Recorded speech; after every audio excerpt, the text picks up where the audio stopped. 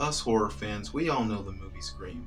We all like how Ghostface would target one single victim and quickly take them out by giving them disturbing phone calls and threats and questioning them and doing things that would scare them when he's in and out in the house. And after he kills the main character, he would then go out and target a group of friends and most likely try to kill them. But what if I told you a true story where two individuals took the inspiration from the original Scream and they went out and did the unthinkable? Well, Asylum Ghosts, today's the story. To celebrate this Halloween season, Asylum Ghosts, I'm going to be telling a true story that two teenagers took the inspiration of Scream and they went out and killed their best friend. If you guys aren't aware already, I've already done true crime before. And also, if you're new to this channel, please like and subscribe and share with people who are into this kind of stuff, who most likely are into true crime. And remember, I'm going to be doing more of these every Halloween. This is episode 2 of True Crime Asylum.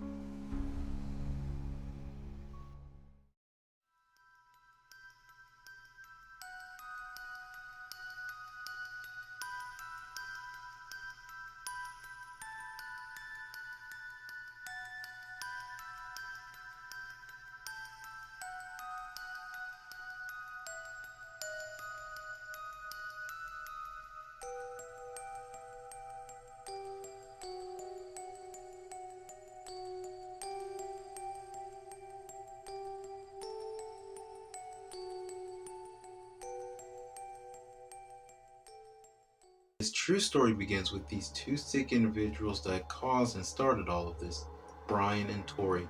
These two individuals have been friends for quite some time. They're both fixated on slasher movies, horror movies. They even had horror movie posters stacked and decorated in their locker. But one specific horror movie that stand out to them was Scream. They loved and worshiped Scream. They loved the fact that Ghostface would go out and target friends one by one and also target a group of friends and kill them and do things to taunt them and scare them and put them off edge. And they really liked that idea. And what do? They took inspiration from that original movie and they brought it to life. And they ended up setting their friend in that type of situation, like in any slasher movie, helpless, alone, and confused. Her name was Cassie. Now, Cassie was a straight A student. Everybody loved her, everybody cared about her. She had a lot of friends, she made a lot of friends at school. She wasn't one of those people that would break the rules or laws or anything, and she really loved animals, and she would always house sit whenever people are leaving town and need someone to watch over their pets. She was always there for that. Both Ryan and Tori would constantly walk up to her with these videotapes in their hands, just talking to her randomly. And knowing on how her personality is, they both agreed that she is the perfect victim for the Scream reality. And basically talk about it how, she was basically the perfect one, that they don't have a choice, they can't pick anyone else. And as soon as they were going to off her, they were planning on killing more of her friends, just like Ghostface did in the original Scream movie. Times, but they've never been home alone, so. Or when they have, their parents show up. As long as we're patient, and we were patient, never getting paid off, because our victim's home alone. So we got our plan all worked out now, so. I'm sorry. I'm sorry, Cassie's family, but she had to be number one. We have to stick with the plan. And she's perfect, so she's gonna die. Now, these two had no motive to kill her.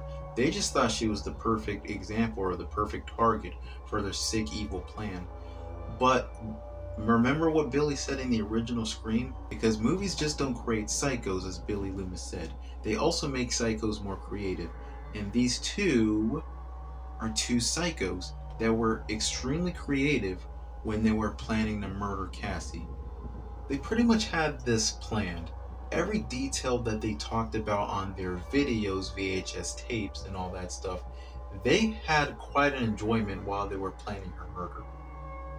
And so, as they gather everything up, what they need to mimic themselves as Ghostface from the Scream movies, they would carry out their plan once and for all.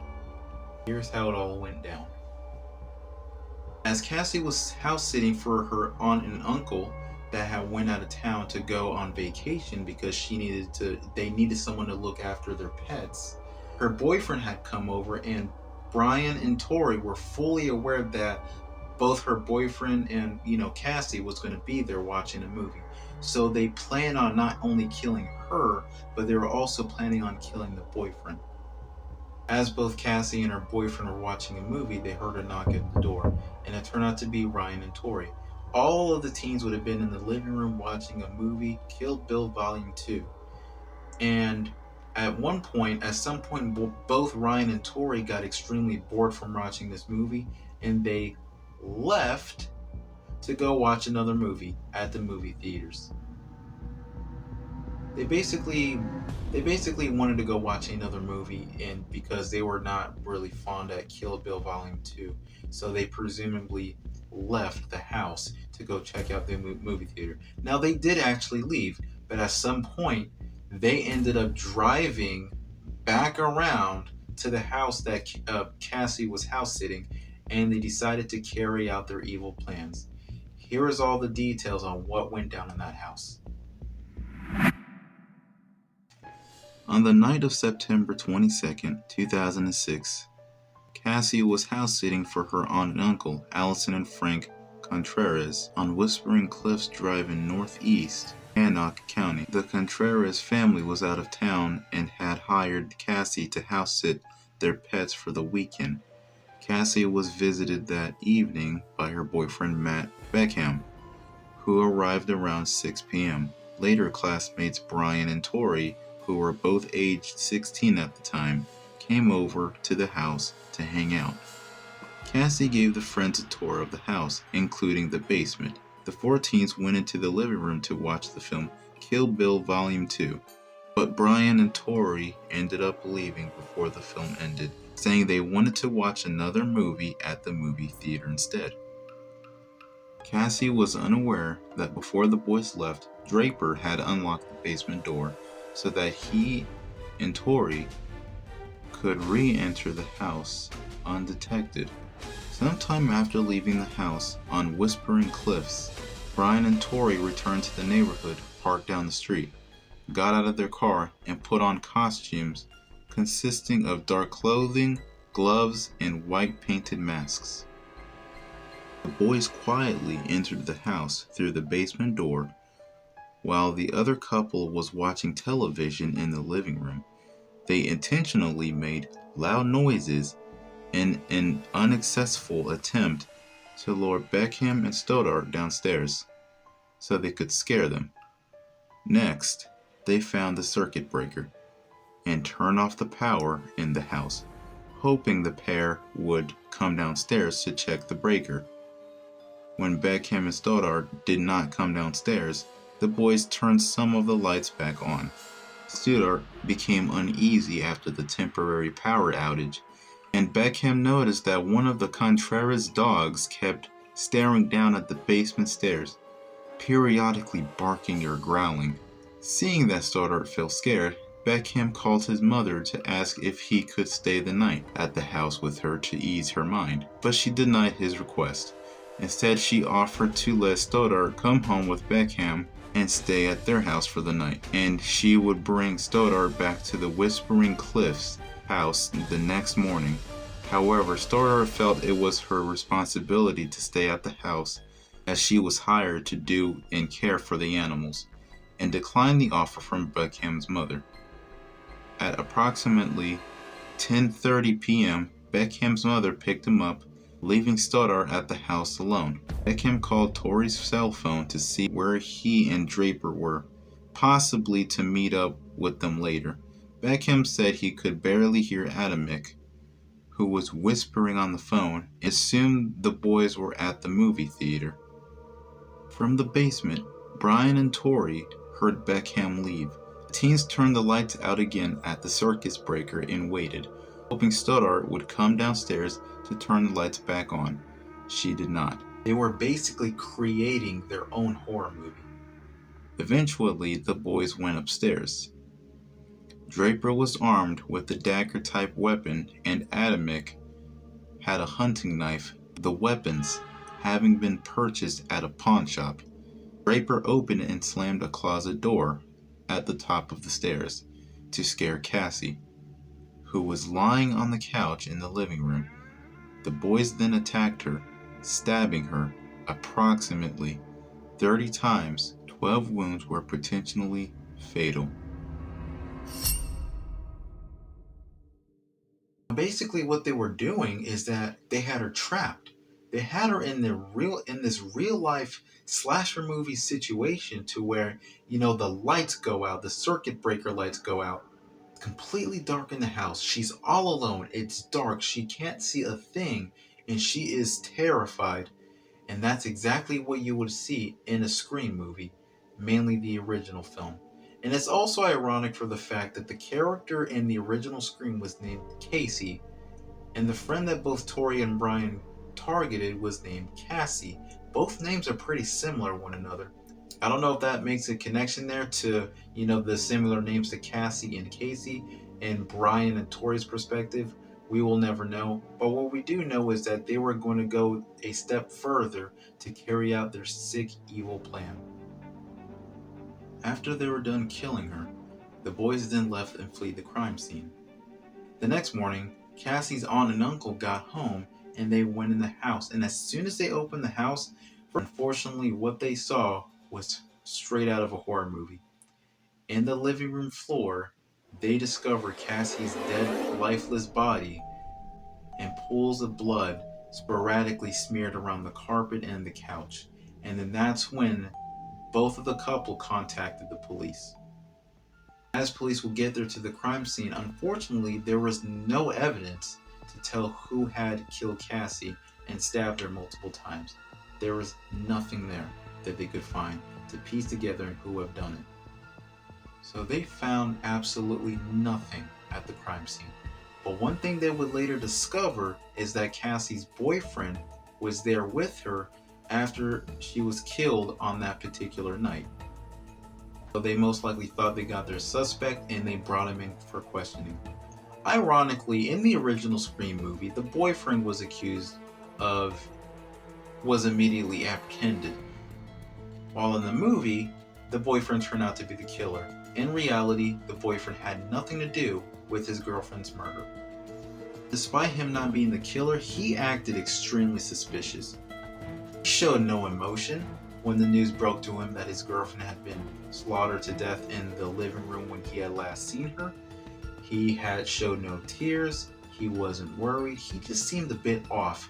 But to prove his innocence, the detectives would offer him a polygraph test, and fortunately for him, he passed it. So we now know, they also would know, that he had nothing to do with Cassie's murder. That's when the boyfriend opened up and he recommended two people that they might be interested in speaking to: Brian and Tori. Police would then bring these two boys into questioning on, who had murdered Cassie, and their story was all over the place. As soon as the detectives would bring these two boys into questioning, their story was the exact same. They were basically there at the house. They left within an hour because they got bored of the movie they were watching in the living room, and they went out to the theaters to go watch a movie that they most likely would like and enjoy a lot more. They even further showed proof that they even pulled out tickets, the tickets that they would use to check into the movie theaters. And the detective didn't really find anything wrong with their story until he asked them one simple question that threw them completely off and they struggled to answer. How was the movie? As soon as the detective asked these boys this question, neither of them could tell them about the simple plot, the storyline, the characters, the action in this movie that they presumably saw. They couldn't describe a single detail of the movie they just got finished watching. That seemed a bit off because these two guys know their movies. They know the movies that they love and desire, mainly Scream. So the fact that they were struggling to remember any details with this movie that they saw in the theaters was a bit odd and strange. And their basic response was it was just a horror flick. What do you expect? Eventually, one of them laughed it off. They claimed that that they were attempting to break into cars, trying to jam the door open and setting off the alarms in each vehicles that they broke into. But there was no physical evidence knowing that that was true. There were no reports of anybody reporting that their car has been broken into or tampered or messed with. There were no reports, so detectives instantly knew that they were lying when they told them that story. So eventually, the detectives will let these two boys go and basically let them go off about their day. But eventually, they would come back the next day, the following day, to solve this case. Because these detectives knew that these two individuals had to have been involved with murdering their friend. As the detectives were talking to Brian, he eventually sobered up. He had told the detective that it was his best friend Tori who had killed Cassie. He had stated that he had completely taken things way too far and they were just there to prank her. Of course, the detective did not buy any of this. They fully believed that these two were involved with killing Cassie with the intention of killing her. The police needed physical evidence to basically connect these two individuals to Cassie's murder. Eventually, one of the boys finally admitted that, they've actually filmed their plans on going to kill Cassie, or what they claim pranked her, and they basically wrapped their belongings in plastic bags and they buried their objects and items in some place. They basically ditched the things that they used to kill her, make videos, and basically would mask their identities. Here's what the police would find. They will find two hunting knives, white masks that are very similar to Ghostface, but they're basically just white masks that have a bit of red decoration on them. And what they also found is what completed was the bonus part of the biggest evidence they needed to fully arrest these two individuals. They found videotapes in that plastic bag that they discarded all of their belongings that they used during Cassie's murder. They would take this footage and the police and detectives would watch this footage. And let me tell you guys right now, the footage that I'm about to show you is pretty disturbing. Viewer discretion is advised. There should be no law against killing people. I know it's a wrong thing, but hell, you restrict somebody from it, they're gonna want it more. We found our victim, and sad as it may be, she's our friend. But you know what? We all have to make sacrifices. Our first victim is going to be Cassie Stoddard. She's going to be alone in a big, dark house out in the middle of nowhere. How perfect can you get? I mean, like, holy shit, dude. I'm horny just thinking about it. Hell yeah. Time is 9:50, September 22nd, 2006. We know there's lots of doors. There's lots of places to hide. I unlocked the back doors, so it's all unlocked. Now we just gotta wait. I just killed Cassie. We just left her house. This is not a fucking joke. I'm shaking. I stabbed her in the throat and I saw her lifeless body just disappear. Dude, I just killed Cassie. Oh, fuck. That felt like fucking real.